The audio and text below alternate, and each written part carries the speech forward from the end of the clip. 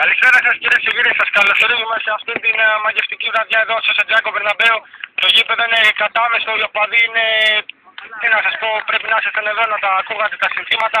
Οι Hackers αντιμετωπίζουν για πρώτη φορά στην ιστορία τους στο Champions League τη Real Madrid στο τελικό που φιλοξενεί εδώ η Ολλανδία. Και αρχίζουμε με τις ενδεκάδες για τους Hackers. Κάτω από τα δοκάρια ο Θανάσης Καλίκης με τον αριθμό 1. Δεξί μπακ αγωνίζεται με τον αριθμό 4 ο Κώστας Παπαδέας. Αριστερό μπακ με το 5 ο Κώστας Ομπούτης. Center back με το 3 ο Αλέξης Γιαννακλής. Δεξί χαφ αγωνίζεται ο Πέτρος ο Κωνσταντέλος. Αριστερό χαφ ο Γιάννης ο Σταμούλης. Στο κέντρο αμυντικό χαφ είναι ο Κώστας ο Σταμούλης.